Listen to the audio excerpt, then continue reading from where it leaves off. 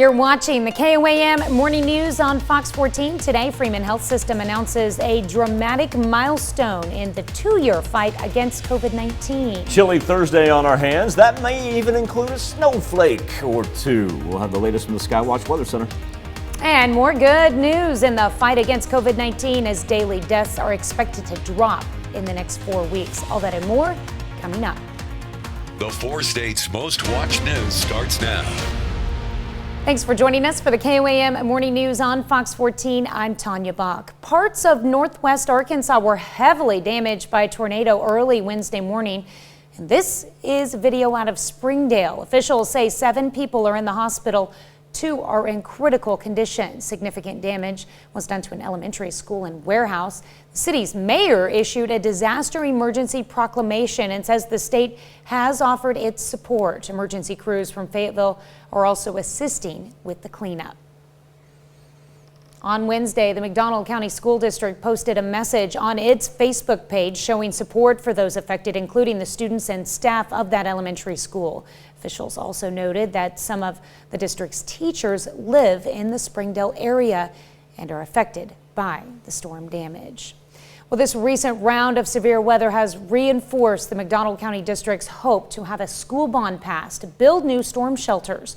Voters will decide that $21 million bond next Tuesday. It would fund storm shelters at 6 of the district's campuses. Those are Anderson Elementary and Middle School, Knoll Elementary, Rocky Comfort Elementary, White Rock Elementary, and Pineville Primary. Oh, it's a big relief for us. I mean, it's something you always worry about. You know, you practice and you drill, and we have plans put in place, and it's always concerning if you miss a kid and this and that, and to have a place for us to go and get them secured in one area. And it's huge for us as administrators and teachers to keep an eye on our kids, keep everybody safe.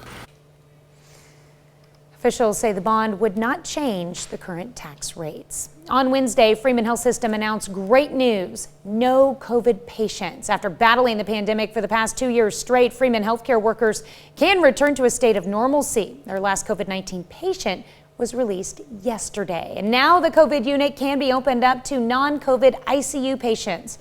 For one nurse who's been through it since the beginning, she says being at this point is unreal. For the longest time, every day we'd have multiple patients just crashing and having to, do all the things for them, and just all the alarms going off, all the patients needing help, and I'm just trying to get everybody taken care of, and to now, just kind of feel a little bit of peace back here. It's unreal. Paula Baker with Freeman Health System says she knows there will be COVID patients again in the future, but added they're more ready and equipped than ever to handle it. Ukrainian officials say the death toll is rising in the city of Mykolaiv, where an airstrike hit a government building on Tuesday. The strikes occurred on the day of peace talks between Russia and Ukraine in Turkey. Ben Wiedman is in Mykolaiv and brings us the latest on the aftermath. Somewhere in this jumble of concrete, bricks, and twisted metal are more bodies, trapped in the ruins of the office of Mykolaiv's regional governor. Tuesday morning, a Russian missile struck the building, killing more than a dozen people, wounding many more. They bombarded our city, and only civilians are dying here. Mykolaiv Mayor Alexander Sienkiewicz doesn't normally come to City Hall like this, but he saw war coming long ago and prepared himself. Starting from 2014, I thought that the war will be like this.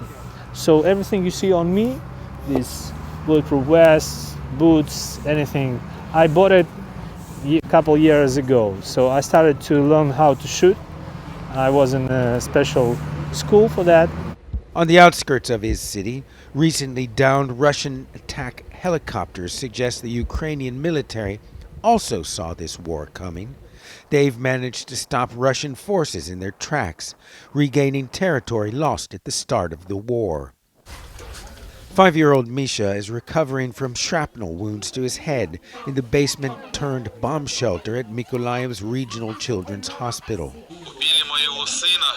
His grandfather Vladimir shows me phone video of the bullet-riddled car Misha's father was driving with his family to escape the Russian advance. Russian soldiers, Vladimir calls them bastards, opened fire on the car, killing Misha's grandmother and mother. As we speak, the air raid siren goes off. Taking shelter is an oft-practiced drill. Stay calm and carry on. Presidents Biden and Zelensky spoke on the phone for nearly an hour on Wednesday. Meanwhile, the United Nations says 4 million people have fled Ukraine since Russia's invasion began. More than 2 million of them have gone to Poland. Baked, boiled, mashed, however you like them, enjoy some potatoes today. That's because it's National Tater Day. Whether it's hash browns, french fries, chips, tots, pierogies, or potato soup, you can post what you're eating with the social media hashtag National Tater Day. Some fun facts about the versatile vegetable. There are more than 4,000 varieties of potatoes in the world, and there are more than 200 varieties in the United States. Potatoes are the most consumed vegetable in the U.S. I love pierogies. There you go. I like pierogies too. I might make some french fries for myself tonight. Shout out to Roseanne Dunikoski, my second mother growing up, who introduced me to pierogies. Skywatch Storm Tracker with some light snow coming down far western edge of southeast Kansas right there. Very, very light. We're not even going to end up with any accumulation numbers. Kind of remove the satellite coverage there so we can focus in on that light snow. Even in places like Wichita and Hutch, they're not even really picking up any accumulation. You can look at the traffic cameras along 35 and 70, and it's pretty bland right now. We're able to escape any watches or warnings, minus the one that popped up there at the top of northern Vernon County. Compared to all the rain that we had up to the north and to the south, the central portion of the 4 states just escaped yesterday. And that's why we don't have to worry about the Neosho, the spring, any of that flooding. But that is the Little Osage with a flood warning running until Saturday morning. Looks like we're going to have some minor flooding forecasted as that water will continue to run down from the north. The widespread flood warnings, those stay off east of Springfield and Branson. And then as you drop into Arkansas, we're talking about some frost advisories and even freeze warnings because it is chilly outside. Our temperatures, these are actual temperatures, not wind chills, anywhere from about 33 to 38. Still waiting on somebody to get up to the 40-degree mark. 40 is about as good as 45, probably as good as we're going to see this afternoon. Certainly not a whole lot of warmth. Overcast skies for the second consecutive day. And a little bit of that snow eventually turning into a little scattered rain for the early afternoon. Not looking at anything severe. We'll keep the showers as showers. No thunder, no lightning. And then we can actually get up into the 60s beginning tomorrow. All right, we've got Chef Anthony back in studio right after these messages with Final Four were the appetizers you don't want to miss. Midwestern Devils on horseback and Midwestern Angels on horseback. And later, a community in rural Maine wants to stake its claim to a world record. We've got the details. You're watching the KOAM Morning News on Fox 14. Welcome back. We've got Chef Anthony Fisher joining us in studio again this morning, and we're going to be making some Final Four appetizers. Yes, and I'm very excited because these are some of my favorite. They're crazy decadent, and they're really simple to do. So we have Midwestern. And who doesn't like bacon? Oh yeah, everybody loves bacon. So we have water chestnuts that have been wrapped in bacon. Those are Midwestern Devils on horsebacks. Okay. And then we have Angels on horsebacks, which are oysters wrapped in bacon, and I like to put a little piece of roasted red pepper inside. Okay. It gives it a nice little smokiness inside. Okay. So we have our pan, it's heating up.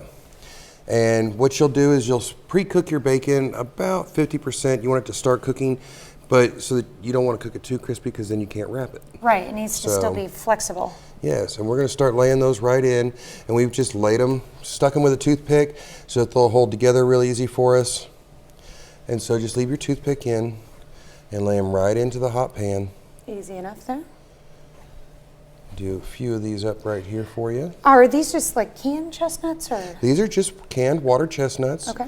And they're nice and simple to do. I usually cook my water chestnuts for about 10 minutes inside, and then I split them. I get the whole ones. Okay. Because they're easier to cut when they're warm. Okay. So We're going to lay those right in, and then we're going to come over here to our angels. So you're pre-cooking the bacon and pre-cooking the oysters? Yes, just a little bit. And the water chestnuts? Yes. So how long do you pre-cook your oysters? Well, the oysters are raw. The oysters are raw? Yes, the oysters are the only thing in here that's raw all the way through because you don't want to overcook the oyster. And we'll lay those right in just like so, and you can hear that wonderful sizzling coming through. And you just don't overcrowd your pan, but don't underdo too little because you want everything to be served nice and hot. Okay, so you have your partially cooked bacon, your warmed water chestnuts, but you said for like 10 minutes? About 10 minutes. It only takes about that long. When they're canned and they're whole, they take a long time. I just put them in the oven at 350 degrees on the rack right above the bacon. Okay. And when I take the bacon out, I take out the water chestnuts. So you're baking your bacon? Yes. I had to say that. I love bacon. Okay. So, and the only other thing that we have today is balsamic glaze. Oh. And it's just balsamic vinegar with a little brown sugar reduced by over half. Okay. And you'll notice, because we talked about the proper nap consistency for a sauce, how you can draw a finger across the back of a spoon, same idea. Okay. And then I just put it in a little squeeze bottle that I pick up at the dollar store. Perfect. And go away with it. And these are great because you can put this right on the table, and as cute as these little bottles look, nobody ever questions it. Some people like a little more, some people like a little less. Gives a little sweet acidity to it. So how long is the cooking process going to take? It can take anywhere from about 5 to 7 minutes. It just all depends. But you're wanting to get a good cook on each side of your bacon. So you want to make sure it's nice and crispy, or cook to however you like your bacon. Okay. Personally, I like mine a little bit on the softer side. Some people don't. Some people like it gotta be crispy, and I like them crispy but not burnt. Yes, that's the key to it. There's a fine line. Yeah. There's a very fine line. But see, do you bake your bacon at home? I usually end up frying it. If you bake it at home and then pull it out onto a rack to cool, you'll get that nice crispiness, and it'll be nice and stretched out. When you're baking it, do you just lay it in the pan, or do you I put it on a sheet tray, and I put a piece of parchment paper on there to help make and taking it off real easy. But I also collect all my bacon grease because I like to make salted caramels and all sorts of other things with it. You can't get enough bacon grease. Okay. So, and I collect it all: bacon grease, duck fat, all of it. You have quite the collection going. Oh yes, can never have enough of all of it. And then, since it's potato day, irony enough is my students are studying starches. So they're roasting and sauteing potatoes all week long. Nice. How fitting. Exactly. Did you even know it was potato day? I did. That's good. They made someone made French fries yesterday. Some of them made some some scallop potatoes. It's just really exciting because I never know what they're going to do. They have their plans, but they're kind of leaving me in the dark on their flavors. So you're a very daring teacher that way. I love it. I've only not been able to eat 2 bites of food the entire program that I've gone. One of them was because it was undercooked. The other one because it was so hot. It wasn't spicy. It was just instantaneous hot. Oh. So very cool. Yeah. We have a nice sizzle going. I'm just going to come in and I'm going to flip those. Everything over. That's probably a good time to go ahead and go to break, and then when we come back, we'll have the finished product. Yes, we'll be really close to the finished product. And do we have something else planned? Well, secretly? I'll give you some insight into next week, and we have a big program or a competition that the school puts on every year. It's coming up soon, and I'll give you a teaser to that one. Okay, we'll have details on that. All right, well, thank you so much, and we will be back after these messages with our devils and our angels on horseback. All right, we are definitely getting teased in here in the studio, okay, because I can smell the bacon, and I love bacon. We're making devils on horseback and angels on horseback. Correct. Which we're using chestnuts and oysters with bacon. Where do these names come from? Well, devils on horseback is originally a cheese stuffed fig wrapped in bacon. It's French, but in the Midwest, most people don't like figs. So they changed it a little bit and decided, water chestnuts, because everybody likes going to their favorite Chinese restaurant. Yeah. So it just became a natural pickup to do water chestnuts. And then you put a little drizzle of balsamic glaze over the top of it, gives it a little acidity and a little sweetness. It's just wonderful.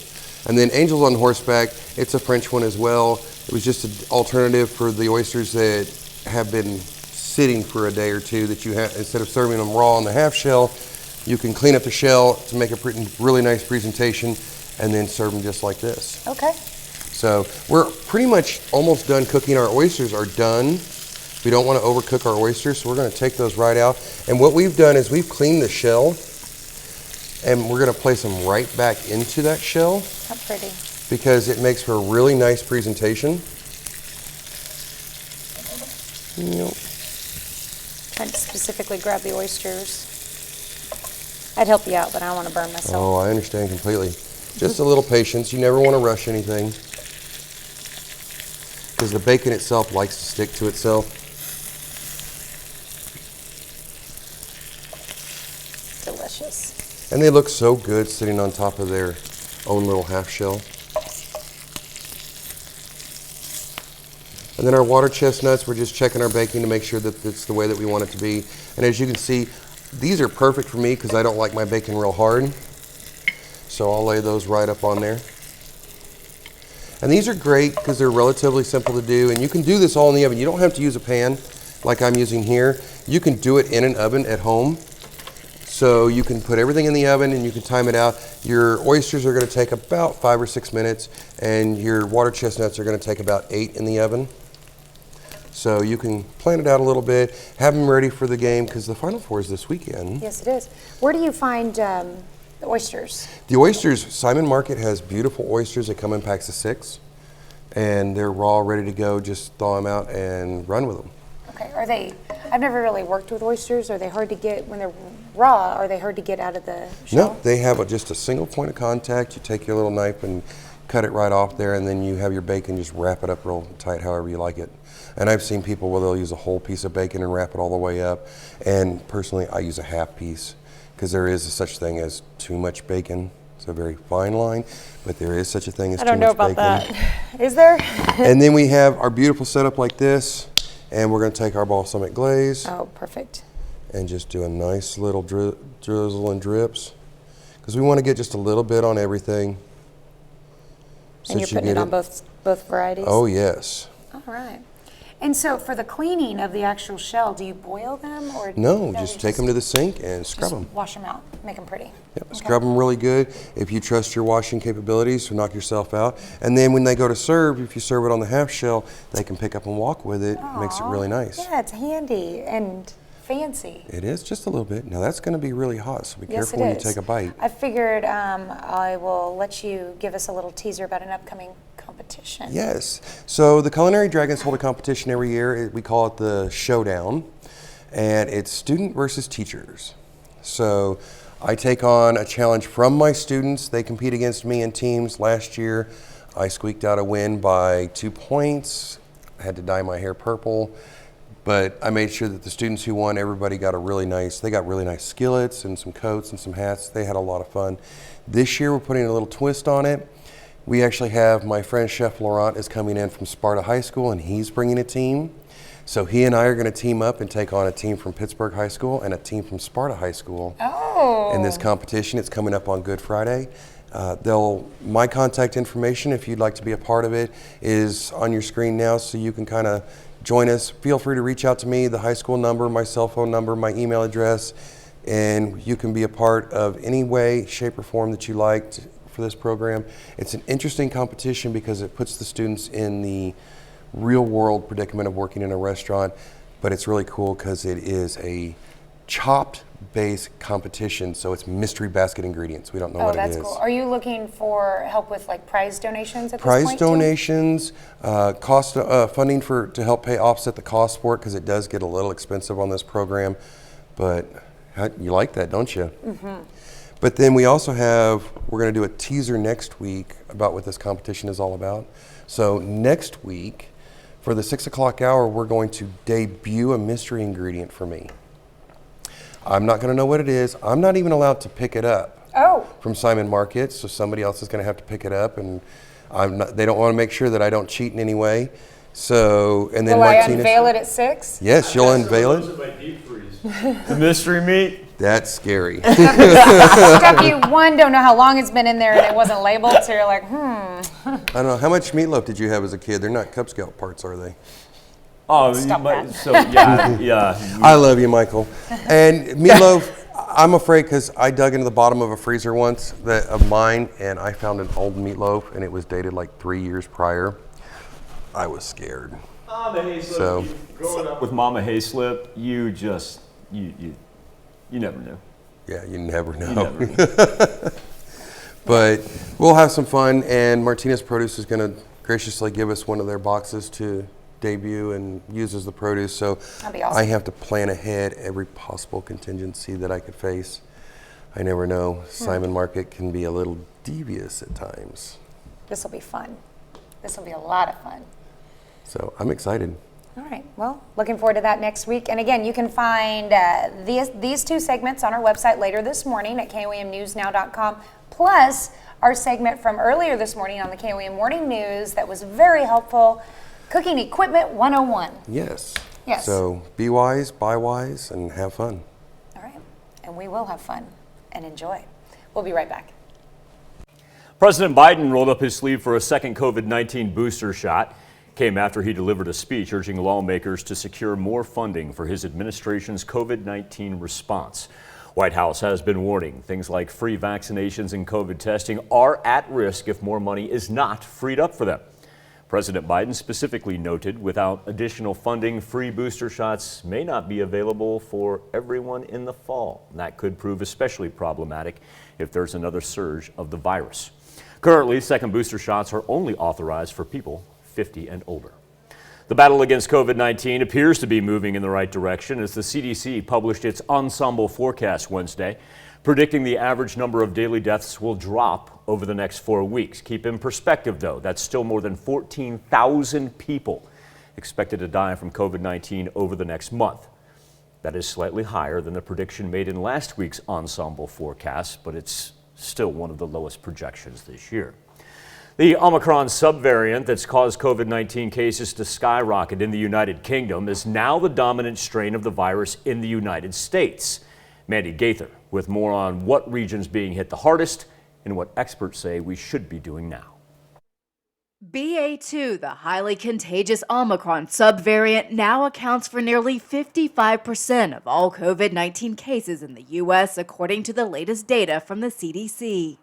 We know that this new subvariant BA2 is even more transmissible than the original Omicron variant, and it is spreading quickly. The hardest hit region continues to be the Northeast, where BA2 is the cause of more than 70% of all new COVID-19 infections. Health officials warned BA2, coupled with lower mask use, may cause an uptick in cases in the U.S. But I hope that there will be enough people vaccinated, combined with prior infection and recovery, that we'll be able to decouple infections from hospitalizations, and our hospitals are not going to be overwhelmed. Right now in the U.S., COVID-19 hospitalizations are near their lowest point ever. Still, health experts say we need to be prepared going forward. We have to make sure that we stockpile treatments, that we have enough testing, we also have enough booster doses. We have to prepare for what happens if we have another surge.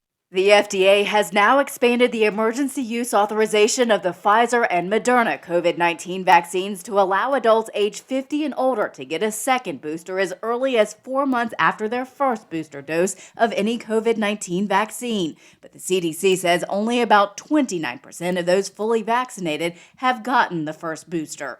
And that should be the priority, to get people initially vaccinated and then that additional booster before we talk about a fourth dose. Right now, the South and the Mountain West are seeing the fewest cases in the U.S. In those regions, BA2 is causing slightly more than 1/3 of the infections. Give you an idea of our 7-day forecast. Chilly temps today, seeing a little light snow out on the far western edge of southeast Kansas. Won't affect any travel, won't really even amount to a dusting by the time it's said and done. Early afternoon, that switches into some light rain showers that scatter across the state line into portions of Missouri. But we really don't warm up until we get to tomorrow afternoon. We'll be back with more KOAM Morning News on Fox 14 right after this. The 4 states' most watched news starts now. Welcome back to the KOAM Morning News on Fox 14. It's currently 7:34. Let's take a look at today's top stories.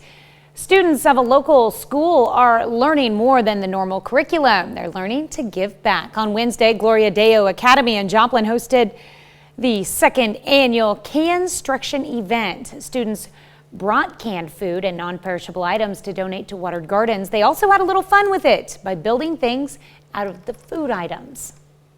It's not just for like the contest, it's like to give back, and the whole purpose is to like Christ in action, to show people who Christ is. Students brought over 500 non-perishable items that will be donated to Watered Gardens. 12 different businesses were showcased at a career fair in Carthage. It was inside the Carthage Nazarene Church, hosted by the Carthage Chamber of Commerce. Businesses were on hand and ready to accept resumes. It's been really hard to fill a lot of the key positions within those companies, so that's why they've been very creative with incentive packages to attract that employee, so they'll be retained within their company. You can find a full list of businesses who are looking for workers on the Carthage Chamber of Commerce website. City of Pittsburgh is spending nearly $300,000 to improve the accessibility of City Hall. Commissioners approved the plan to pay $284,000 to Sprouse Construction out of Lamar, Missouri. According to the plan, crews will remove an existing staircase at the front of the building, raise the entry floor level to match the reception area, and build a new ADA compliant ramp. Current steps are deteriorating and it's time to replace them, and we decided that it would be a good time to make a transition on the outside of our building as well as inside. There are a few steps, and to flatten out that transition and make it an ADA compliant. Officials say the funding for this project comes from federal relief grants. Parts of northwest Arkansas were heavily damaged by a tornado early Wednesday morning. This is video out of Springdale. Officials say 7 people are in the hospital. 2 are in critical condition. Significant damage was done to an elementary school and a warehouse. The city's mayor issued a disaster emergency proclamation. Says the state has offered its support. Emergency crews from Fayetteville are also assisting with the cleanup. On Wednesday, the McDonald County School District posted a message on its Facebook page showing support for those affected, including the students and staff of that elementary school. Officials also noted that some of their district's teachers live in the Springdale area and are affected by the storm damage. Well, NASA reports a massive solar flare erupting from the sun Wednesday afternoon. The burst was powerful enough to cause a shortwave radio blackout in some areas. That means airline pilots, boat captains, and ham radio operators may have noticed the disturbance. NASA classifies the event as an X-class flare. More powerful solar flares can pose dangers to satellites, power lines, and even astronauts in space. There's a chance the flare could cause an aurora, a stunning light show in the sky, but no confirmation of that yet. Yeah, luckily it didn't disrupt communications that badly as far as air and ships go. I was kind of reading some details about that. And it was limited, and luckily it was quick. That's a key factor. Also, too, solar flare, great name for a wrestler. For a wrestler? Yeah, like a wrestling persona. Solar flare would be a good one. There you go. There you go. Thank you. Current conditions over 7th and Rangeline. We're starting to see just a little peek of blue sky. And I tell you what, if you do see blue sky, enjoy it, because it's not going to last today. 38 degrees. It is a cold one outside. And yes, we are picking up some light snow throughout southeast Kansas. Probably won't even end up being a dusting as far as when it's all said and done. But yeah, that cold here on our last day of March to actually be picking that up. Now, it's not associated with our rain from yesterday. This is actually a secondary system that moved in from the north and the west. Relatively small, too, geographically. Doesn't cover a whole lot of area, and really no effect on traveling. We do have the Little Osage River, northern portion of Vernon County, in the midst of a flood warning. We're going to forecast some minor flooding up and along I-49. Of course, 49 is elevated at that point in time. But Little Osage, that's the gauge near Horton, and you'll notice that lasts all the way until Saturday morning. Our temperatures today, cold is what it's going to be. Come on, we were just talking about 70 degrees, a couple days ago, if not last week, and now we're stuck in the 40s.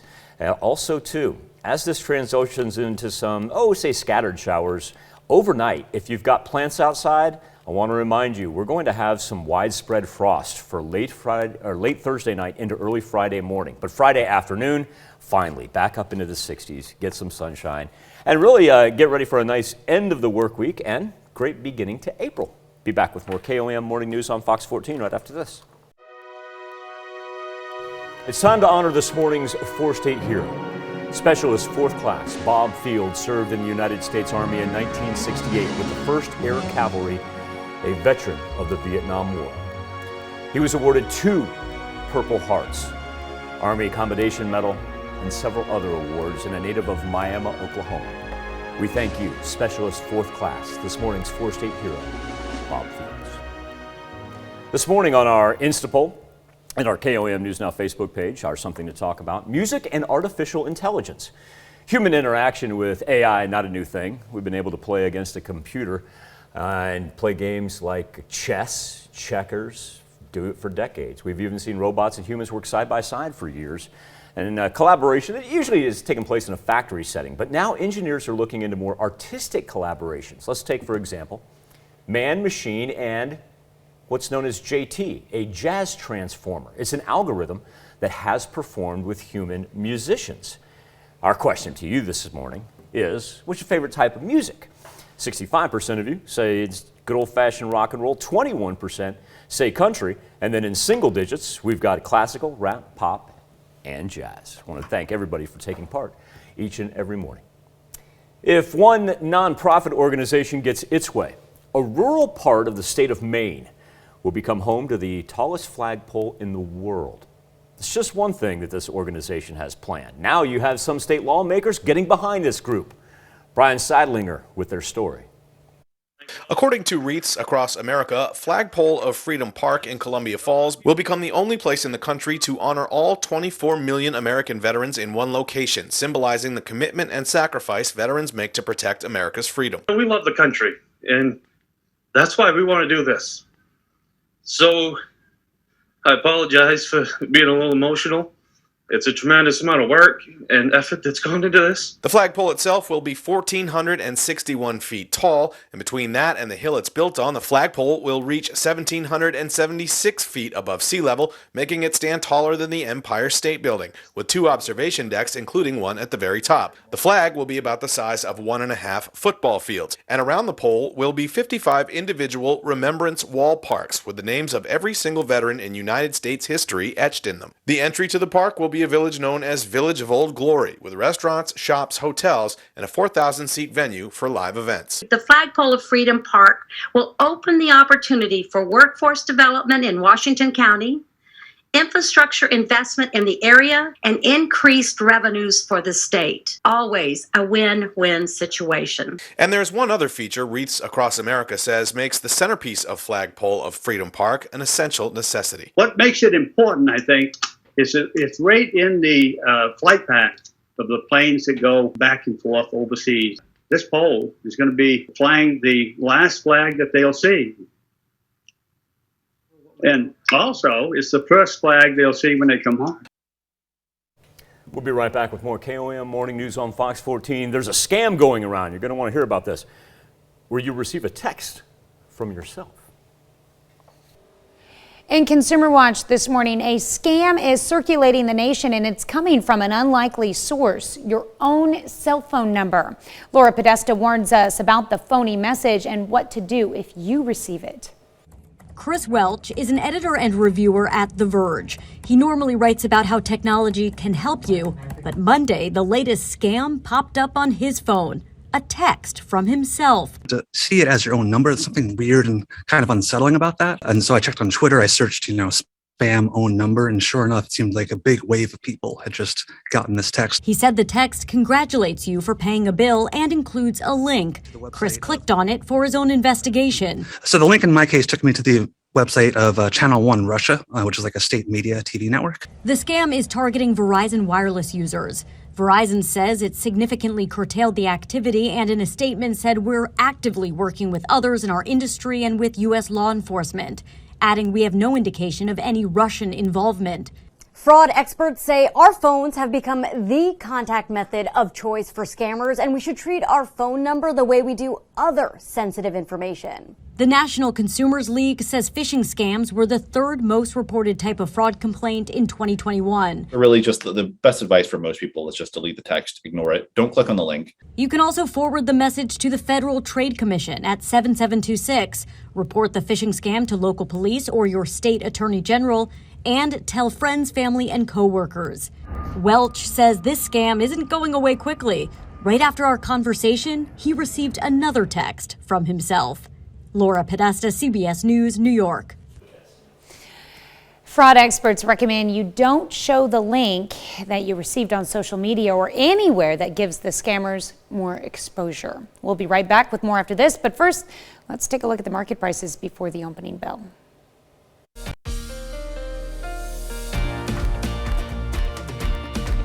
An award-winning Australian film about events leading up to the worst mass shooting in the country's history is now playing in the United States. Rick Damigella with the details. And sometimes I watch myself. Hey, Dad. Hey, man. But I don't know who it is that I'm looking at. Caleb Landry Jones portrays Australia's most notorious mass shooter in Nittrim, based on real events. If I could just change it, but I don't know how. Landry Jones won the Best Actor Award at the 2021 Cannes Film Festival and credits director Justin Kurzel with guiding his performance. He also gave me kind of perspectives to look from, I suppose. And then he also gave me certain activities, very meditative activities, which started to create something else for me. I told you! God, stop! Justin kept kind of funneling that in, kept making that more and more precise for me in a way of if I'd share something with him or either it was a joke or a song or whatever, I knew right away if it was right or wrong. What is wrong with you? What is wrong with you? The film and its creators go to great lengths to not glorify the tragic event or the shooter. We wanted to make the movie about the event and about what happened, but we didn't want to glorify the guy. From the beginning, we wanted to do a kind of like psychological analysis of what does it take? How does this happen? What the movie tries to do is show you those steps, how somebody can fall through the cracks. We'll go for a nice drive, all right? That's what we need to do. We need to go for a nice quiet drive. In Hollywood, I'm Rick Damigella. Little light snow coming down here in the western portion of southeast Kansas. Now eventually, as we begin a warm-up, if you want to call mid-40s a warm-up, that's as good as we'll see, but it will transition into some scattered rainfall as it crosses the state line into southwest Missouri for the early afternoon hours, then departing. No thunder or lightning, clearing off overnight, but I do want to point out overnight that if you've got the plants outside, we are expecting widespread frost for tonight into tomorrow. Then tomorrow afternoon, a little sunshine and finally back into the 60s. We'll be back with more KOAM Morning News on Fox 14 right after this. Welcome back to the KOAM Morning News on Fox 14. Here's what's happening today. Ukrainian officials say Russia did not let up in its shelling of Ukraine's capital, Kyiv, and a northern city, despite a pledge to scale back assaults in those areas, and that's according to the White House. U.S. intelligence officials have determined that Russian President Vladimir Putin is being misinformed by his advisors about his military's poor performance in the war. Intel says advisors are afraid to tell him the truth. The White House says President Biden today will deliver remarks on efforts to cut gasoline prices, which have surged since the war on Ukraine began. According to reports, the president could announce plans to release up to 1 million barrels of oil per day from the nation's Strategic Petroleum Reserve. And Supreme Court nominee Ketanji Brown Jackson has picked up the support of at least one Republican senator in her historic confirmation. Senator Susan Collins of Maine says the judge has the experience, qualifications, and integrity to serve on the nation's highest court. Let's check in with Michael with a final look at your forecast. Still chilly out there. Look at these wind chill numbers. Remember, these are wind chills, not actual temperatures. Our temperature has stayed above 32. Our wind chills yet to get to 30. It's almost winter coat time here on our last day of March as we get ready to open up April. That snow that we see, albeit light dusting out on the western edge of southeast Kansas, becomes some rain as it crosses over the state line into Missouri. We will get some 60s, but I want to remind everybody, 60s on Friday, but I want to remind you, if you've got plants outside, we've got frost coming for tonight into tomorrow morning. While Earth's volcanoes are spewing lava, scientists say Pluto had much cooler volcanic eruptions. A new study reveals the dwarf planet has giant ice volcanoes that were active as recently as 100 to 200 million years ago. Researchers point to a region of Pluto largely made of bumpy water, ice, and filled with volcanic domes. They believe when Pluto's volcanoes erupted, a cold mixture of ice and water flowed out like toothpaste onto the planet's surface. You know what that means? If it's got volcanoes on it, it's a planet. Yeah, you're right. Making it how many? 48. Planets? I don't know. Those of you who are children remember going through that not children. Those of you who are old enough, you remember going through that transition where Pluto at one point in time wasn't a planet. Be back with more news and weather when we see you at noon. Have a great morning and an even better day.